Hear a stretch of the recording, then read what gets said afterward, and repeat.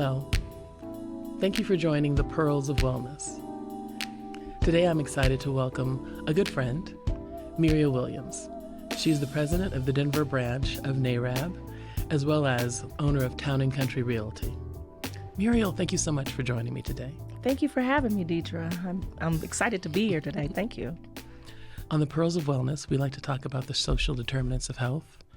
One of those important ones is, do you have a home? Do you have a place to live? Yes. And so when I thought about housing, kind of the ecosystem we live in and the challenges and opportunities, I immediately thought of you. Oh, well, thank you. Thank you. Well, this is my life. Financial wellness is wellness. So can you give us a kind of a bit of your background, especially your family's background in real estate? I am. It's always hard to talk about myself, but Muriel Williams-Thompson. I'm the president of the Denver chapter of National Association of Real Estate Brokers, which is the historically Black real estate professional organization that's existed since 1947. But I'm also the broker at Town and Country Realty, which is a Black-owned real estate company in Colorado, and we are the oldest Black-owned real estate company in Colorado. And it was started in 1951 by my grandparents. So I'm a third-generation real estate professional. And I could say, I love it. It's my life. Real estate is my life. These days when people are talking about generational wealth, the first thing you think about is home ownership. But for us, it's not been the same path as for other folks. So I grew up in Denver as well. My father was an entrepreneur. And I remember back in the day, he probably knew your grandpa, because he said there was your dad and your grandfather and Troy Jackson, like we're the only two in town. Mm-hmm. And when we moved across the street from Crestmore Park, he actually broke a covenant. We weren't supposed to be there. Wow. And that's how I learned that, we can't just be anywhere that we want to be. Mm-hmm. And there are actually rules in place to prevent that.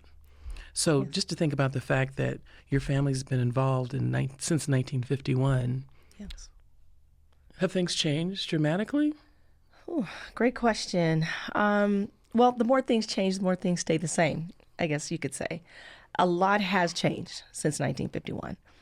Number one, as a real estate professional, I don't have to worry about my life being threatened to be able to sell a Black individual or a Black family a home. And so that wasn't the case so much. I know my grandparents actually did have a lot of death threats. Kind of you name it, crosses burned in their yard, things like that, just because they were actually selling homes to Black families. Wow. That's something you never hear about. Yes. So that has changed. I don't have to worry about that, thank goodness. But then you also take a look at when they started Town and Country Realty, 1951, fast forward to 1968, the Fair Housing Act passing, and the Black homeownership rate during that time versus what it is now. And actually here in the United States, we actually have a little bit over 45% Black homeownership rate, but it's also the lowest of all ethnicities. So we actually have less Black homeowners in ratio than we had when discrimination was legal. That's an issue. That's an issue. So I could say for things that actually have changed, there's still some major disparities that have caused things to be the way they are. So when you think about that historical context, there was redlining, there were kind of rules in place, people's lives being threatened. When you think about a way to move forward today, what are some things someone can do if they've always wanted to own a home, but it really seems unattainable? It's more attainable than they think, I can say. First thing people need to do is change their mindset, because you can do it. And so a lot of times when I'm talking to, I'll say a crowd of millennials, or even not, if it could be any age, I just say, come on in, the water's fine. You can do it. It is a process, but we can get you through it. And so we have to take a look at the history, number one. The history actually shows us when we had home ownership more prevalent in certain communities and in the Black community, it was because people were trying to keep us from it. It was more important. Now, there's no one keeping you from it, in essence. But yet there's a mentality out there in the media, in a lot of, I guess, talk shows that are telling young people not to purchase. They're telling it's going to be a burden. They're telling it's not possible. But there are all these things that are put in place to actually make it possible. But we have to take a look at what will get somebody into homeownership successfully when they might have had the remnants of racial discrimination in their bloodline or in their history and their family. And so anyone who actually came from a household where their parents rented, their grandparents rented, and so on and so forth, they're less likely to purchase unless they're actually shown the way. Education is key. That's fantastic. What are some of the things happening now to promote that education? There's a big push right now, I can say across the nation, even in Colorado, to identify the obstacles. You know, number one, we have down payment assistance programs that are helping get people through the non-existence of generational wealth. So you have a lot of families who just don't have a lot of generational wealth. They, like I said, their parents might not have purchased a home. Their grandparents may not have purchased a home, and so on and so forth. So that's generational wealth that's actually built through real estate that has never been able to be passed on to the next generations. Those who actually built wealth in America, as you see, a lot of them have done that through real estate. Real estate is the number one way that people have actually built wealth. And then you actually have that equity that cannot be passed on if they were denied those things. So we take a look at down payment assistance programs. We take a look at the lending institutions and their histories and how they've actually treated certain borrowers. We take a look at, I can say, appraisal discrimination for those who actually have purchased, but they might have gotten less valuations of their properties. And we also take a look at the education when it comes to financial literacy, credit impact, and being able to get more educational programs out there for those individuals.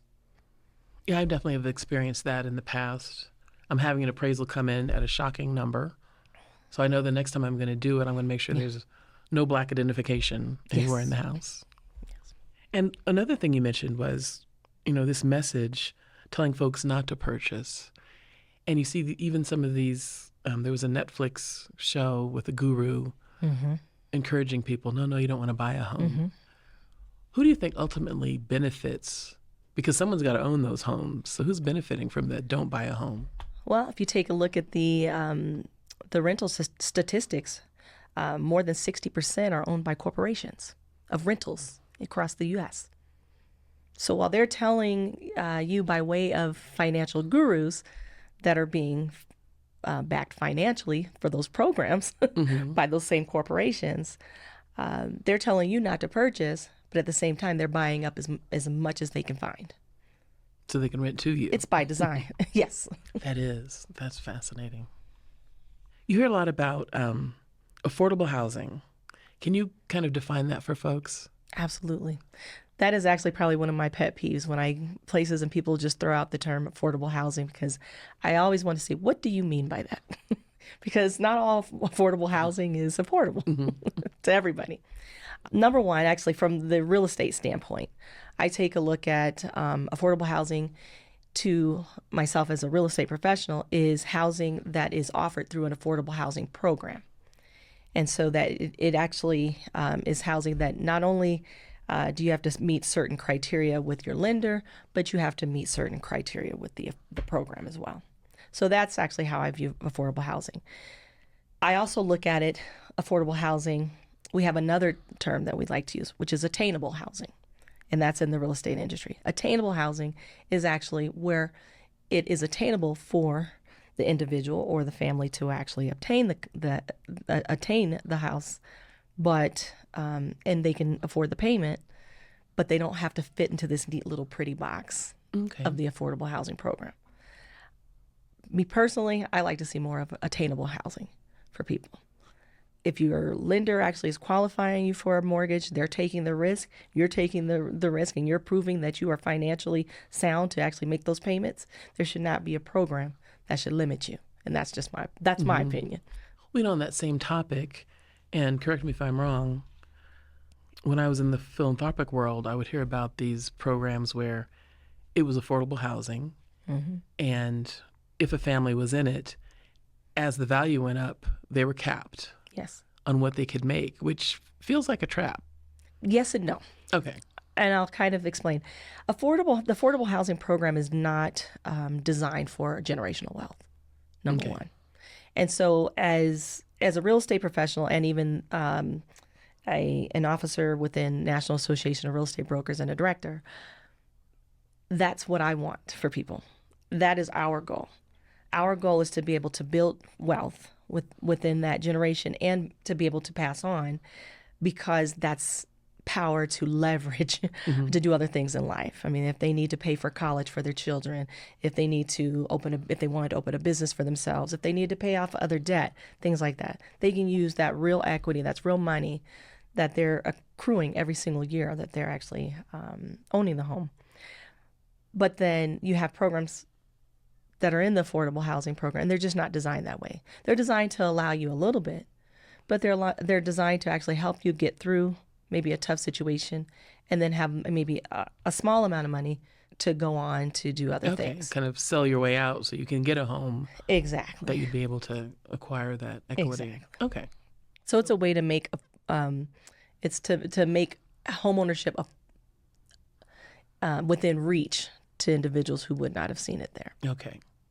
So maybe trap is harsh. However, I can see why attainable just makes sense, because you don't have that artificial barrier of what you can earn once you actually get into a home. Absolutely. Especially if you get into a home, you love it, your children love it, but it truly can never be a true asset for you and your family. True. So you mentioned that our home ownership rates are lower than they were in 1968, and we're at about 45% now. Mm-hmm. What is the white community or the communities at? Like, what's the best folks are doing in other groups? Black homeownership being at a little over 45%. You have, I would say white homeownership is over 75%. Wow. So that's a 30% gap. That's also in line with the wealth gap in America. Okay. So as you can see, there's a huge line that actually draws wealth in real estate. And that's what people are failing to always see and keep in the front of their heads. Those who actually build wealth in America own real estate. Okay. So one of the things in the news recently, at least in Colorado, was I think this past summer, a new rule was passed where we're paying brokers differently. What are your thoughts about that? And does that affect us any more than other communities? Or absolutely. Okay. I have strong opinions about that. Oh, matter of fact. Please share. Thank you. So what's happened across the nation, the Department of Justice actually sued National Association of Realtors. And it was on behalf of homeowners that felt that they were unjustly caused to pay buyers agents. Buyers agents. So they actually have it where if you hired your own real estate professional to sell your property, and then you have what we called a co-op at the time that was offered out to any other agent who had a contract with a buyer to actually bring that buyer to that property. That's what they would get paid. And so the argument was that was price fixing. Problematic in a couple of different ways, because it's really a one-sided way of looking at things. Number one, we have two things that they were being compared to in America, and that was homeownership in the UK versus homeownership in America. And that the Department of Justice kept referencing homeownership in the UK, and that we need to go to more of that type of a model. Problematic for NAREB, from the NAREB standpoint, because we work on building Black homeownership in addition to servicing all clients of all walks of life. And the homeownership rate for Black individuals and families in the UK is less than 19%. Wow. So there is a correlation, but you also have it in the UK. It's not very prevalent that you have buyer representation in real estate. So in essence, if you had individuals who did not have the knowledge from previous generations to just understand the process, they have no guidance to get to it. Okay. And they have no way of doing that. You also do not have a centralized location where properties are advertised, an MLS system. If you're an agent in another country, you can actually advertise where you want that buyer to come from. You don't have to put it out there for everybody. And so we have now limitations that an individual can limit to where they actually can find that buyer to come from. Everyone may not see it, just only who they want to buy it. Okay. In America, we actually have different systems that allow open information, and then we also have buyers' representation that actually can get compensated and guide them through the process. But it also hurts because there's limitations on lending products that don't allow for certain buyers to be able to pay for their own representation. So it became practice for it to be included that the real estate commission that was negotiated get shared with a potential buyer's agent if that was necessary. In that case, for Black home ownership, how many buyers are typically coming to the table with generational wealth? So they're actually coming to the table with probably just enough money for down payment in many cases, being able to pay whatever fees they need to for the appraisal, having a property inspection done, and then to pay their own broker representation to make sure that they were treated fairly at the table is a burden that they couldn't bear. So it was very nice that commissions could be shared. Now with the new settlement that has been proposed, that no longer exists. Wow. You know what's so unfortunate about that is it really was framed in the news. Oh, everyone is having to pay too much. Why pay both sides? Without understanding really the systemic damage that happens. Absolutely. And there's reasons why you would actually like to do that. Even as a seller, it actually helps you. I mean, there's a lot of people, when you do real estate transactions, there's all kind of things. There's a lot of moving parts. It protects also the seller from potentially being sued for things that maybe they didn't know about the home. The buyer has their own representation. That's that individual that helps them do their due diligence. That's that individual that helps them get through the process. The seller's agent can't help that buyer do that. They have to be partial to the seller. So at that point, it actually makes sense. If you have your own representation, that is the individual that's responsible to get you through the process and to do it on all levels. Thank you. Thank you for sharing that. I could go on and on about that, though. Oh, there was actually another part to that, too. Mm-hmm. I can say, and as we actually take a look at how things actually came about, it doesn't seem that the Federal Department of Fair Housing was too involved in that litigation. And so that's what's coming out now, is to see what are the impacts. What are the impacts of this type of settlement, and what can it do to home ownership, and what can it do to the most marginalized when it comes to home ownership? That study was never conducted. That's fascinating, because you would think, especially looking at it at a national level, that would have been a requirement. Absolutely. It's also problematic on another level that one organization that all real estate professionals may or may not subscribe to is making a decision for an entire industry. But it was kind of a forced thing as well. Is there anything else about, historically how we got to this point that you'd like to share? Definitely historical discrimination in general has impacted Black homeownership in America. But I can also say here in Colorado, we're actually lower than the national average, which is for ownership? For Black homeownership, yes. Wow. So we are trending now about 37%, a little over 37%, which is lower than the 45%.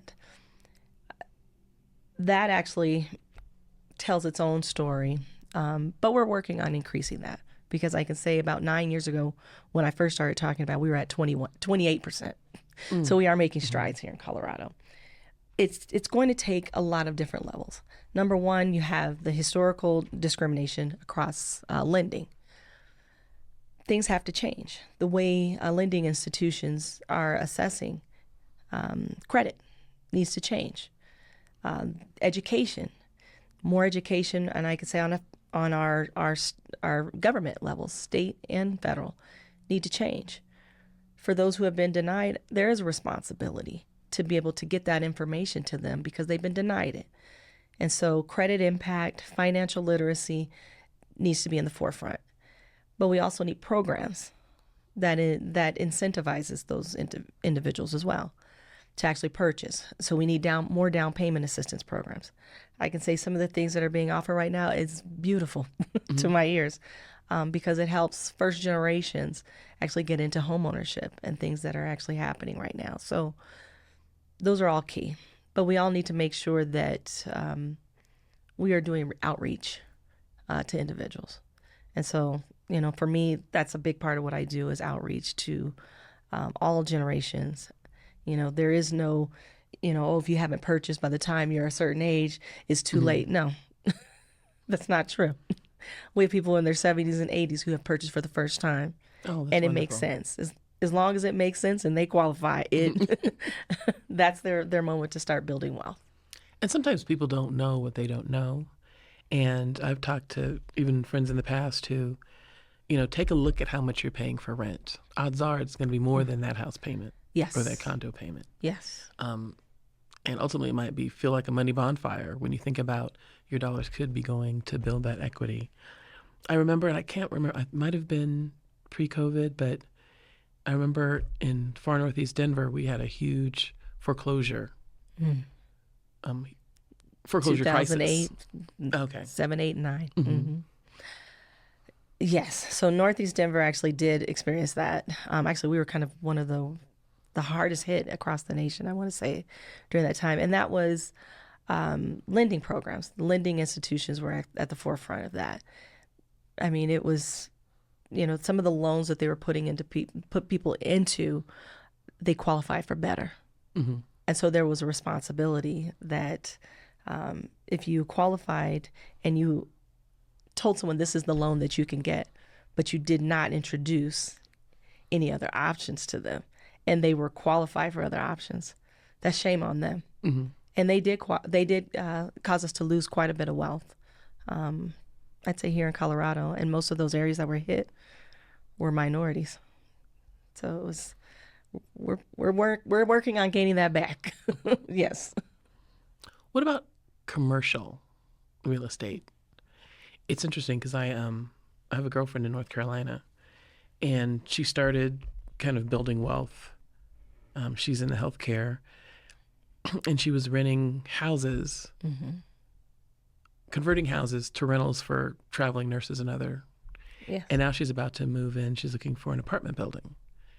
And it's interesting because you don't hear much about us in that space as well. And that has to be another way Yes. to gain generational wealth.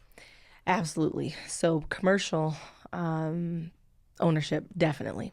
And I could say people can start as little as 4 units in a property. And you can actually purchase those as owner-occupied. So they can live in 1 unit and rent the other 3 out. Mm-hmm. So that's a great way to get into it as well. And you can utilize a lot of the tools and the down payment assistance programs for that. But even be able to use that as a stepping stone to the next level. Now they might be able to leverage that equity and purchase something larger. Maybe if they are an entrepreneur, taking a look at purchasing the roof over their head where they do business. I'd say that's a huge thing. I mean, is looking at the number of times that you have restaurants, barbershops, I'd say hair salons, those who actually do insurance or accountants or things like that, that have been in the same location for, over 20 years or more. I can say 20 to 40 years. Mm-hmm. Paying rent. And they rent, and they've been renting that entire time. I know that we've had some cases where we've had places that have been in business for 40 years or more here in Colorado. They never took the opportunity to even see how they could actually purchase. And it may not have been offered to them, but they didn't push for it either. And no one ever probably approached them. They got comfortable in that situation, and then the building got sold. their building gets, I mean, their whole business gets turned upside down at one moment, because now you're looking, if you don't have a landlord that wants to continue your lease, what do? Mm-hmm. You have tied your whole business to that one location that you have no control over. So I'd say absolutely. And commercial deals a lot of times can be done a lot easier than residential sometimes, because anything's negotiable. You just have to come to terms. That's fantastic. I know a couple of instances personally where one was a restaurant, one was like a specialty cupcake shop, Okay. and they were invited in. Oh, we want to have more diverse businesses. But the moment they proved they could get a lot of customers, they were suddenly given 30 days notice, and someone else came in Yes. to that now proven location. Yes. As you mentioned, there's so many moving pieces, and it's been really interesting talking to you about the system itself, because, you've got a piece of property, you think about, oh, I want to get my family into this to build generational wealth. And it's wonderful to have folks like you out there helping people navigate the barriers. If you had a magic wand, how would you change things for our community when it comes to real estate? If I had a magic wand, I guess I would get in front of everyone and say, you know what? First, get all the negative thoughts out about homeownership. My magic wand would dispel negative thoughts, according to it. There's a huge moment where you actually do have to change your mentality. And I could say, I know that this is a cliche these days when we're talking about, ways to save money and start preparing for the moment. And, I make a joke. I think I talked about, I'm not going to name the place where you go, but it was a certain coffee drink. I don't drink coffee, but it was a certain coffee drink that I have seen many a clients that are first time buyers addicted to. I know it must be delicious, but it's also a $10 to $15 a day habit. Mm-hmm. And it's their happy time, but it's like, you know what? Can you kind of give that up? And I know that's a cliche. They're like, oh, the generation with their coffee and their avocado toast. Well, I love avocado toast. I get it, but I can make it at home as well. So there is a moment, I kind of got off key here, but there is a moment where people have to start looking at their spending habits. And what are they doing? If you're taking a look at the scenario and you're just saying, homeownership's not in my reach, buying real estate's not in my reach, well, how can it get in your reach? And then I have people saying, well, what are the interest rates today? I would probably tell people stop looking at those things, because if you're renting, 100% is interest. That's true. That's true. So whatever you do, you're gonna beat that interest rate. So that's not really the best question to ask. Just to get people in a better mind state that this can be done. It's not a dreaded process. It's not as daunting as people may think. And take the leap. Take the leap. Because if we don't, as a community, I'm just saying the Black community is going to end up with less wealth, and the wealth gap is going to continue to grow, and not much is going to change. It's going to continue to be this cycle of, well, we don't have. Well, why not? I take a look at it, and I'm going to say that with the magic wand, we put on programs for financial literacy, credit impact, the A to Z's to be able to get people through the process, introducing them to the resources. And I could say each one of those events should always be standing room only. Mm-hmm. But it is a lot of outreach that goes into getting people to those events because they have anxiety about the process. And if I had really a big, huge magic wand, it was to dispel the negative thoughts and the anxiety that comes with homeownership. Thank you. Your family's been in this business for multiple generations. What advice would you give someone who, really regardless of age, is interested in becoming a realtor or becoming a part of this system, whether it's helping someone buy a home, whether it's becoming an appraiser or an inspector, if they're looking to it for a career, what advice? I welcome it. I definitely welcome people getting into the industry. And I could say, as long as they don't have a problem talking to people and staying current on their knowledge, because things change daily. When it comes to real estate, you really have to stay on top of your craft. If they have the desire to and the belief to get in people into home ownership and to get through the process, whether it's from selling properties, inspecting properties, appraising properties, I could say working in title, it doesn't really matter. There's so many different aspects of real estate that you can get into. Please come. Please definitely come on in, and I'll even help you through the process. Oh, that's fantastic. So we're based in Colorado. How are things looking when you think about other states? Is it rough all over, or are there certain states doing things in more innovative ways to support homeownership that you might be aware of? Well, as you take a look at across the nation, I mean, there obviously are other states that are doing better than Colorado when it comes to home ownership. I would say yes, but it would actually surprise you, some of the states that probably aren't. And I could say, just looking at from the Black community standpoint, there are some surprising numbers when it comes to states that actually have huge Black populations. A lot of times they're lower than Colorado. So there's a lot of work to be done. The good thing is the organization I'm part of actually is nationwide. We've over 110 chapters, and every single one of them is out there doing the work. Are there any policy changes on the horizon that the National Association is putting forth to help things? Yes. So there's a number of things. So typically, I guess throughout time, since 1947, even currently, a big focus of NAREB is legislation. So things that need to be changed with our federal government, and I could say even local governments as well, to be able to help increase homeownership rates. But also, there's new programs and new pushes. And even right now, one of the big things that we haven't probably talked about today is Black development. Just getting Black individuals in development. And even right now, there are another cohort. There was a first cohort that was just graduated from the program for the Black Developers Academy with NAREB. And so we had 50 individuals across the nation that actually just graduated from that program. The next wave of that is actually going to be even larger.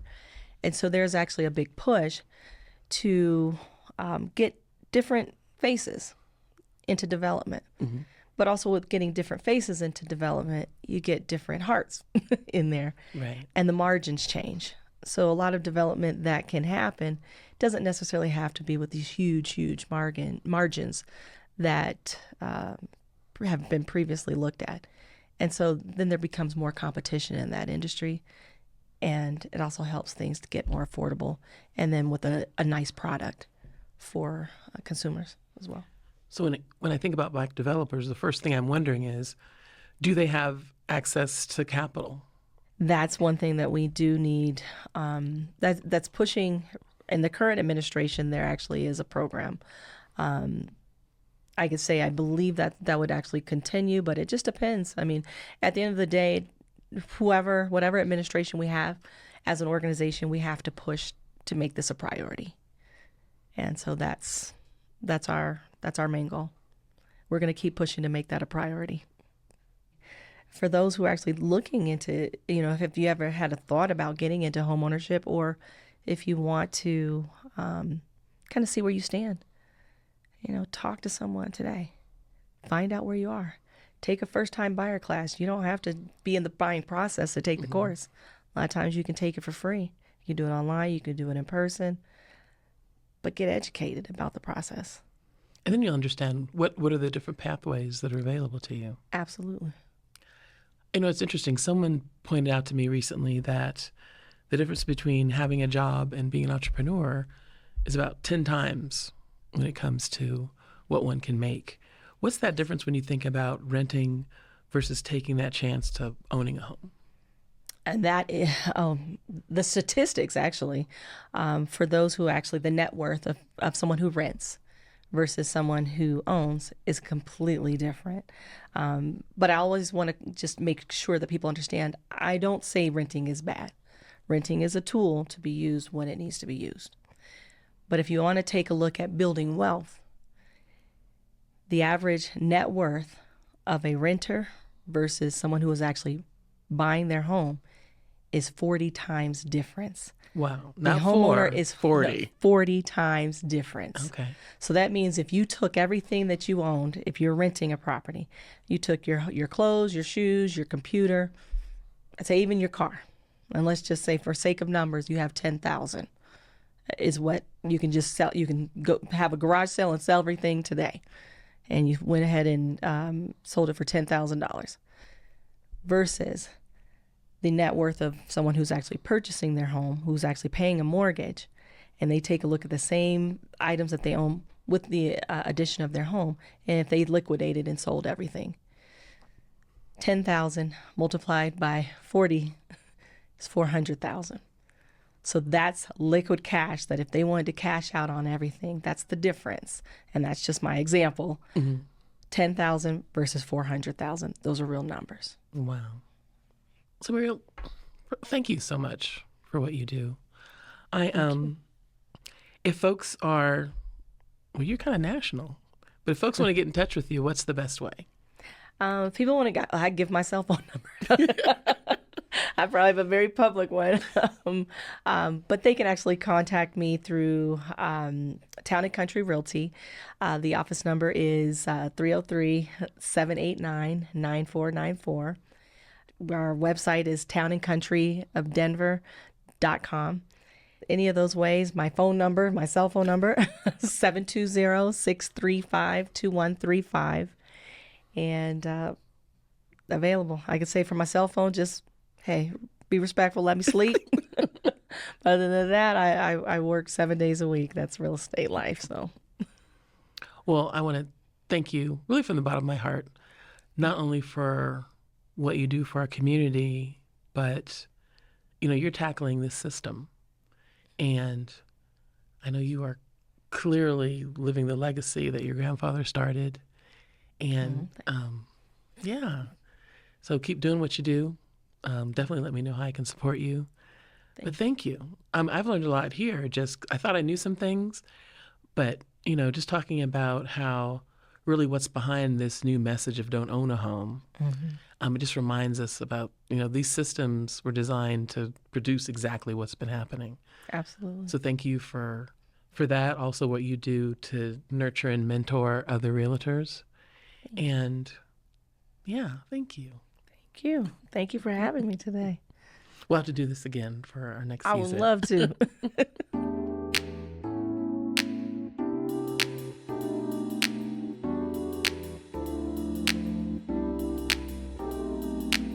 Thank you for joining us today. I hope you were able to take away some useful information for you or for you and your family.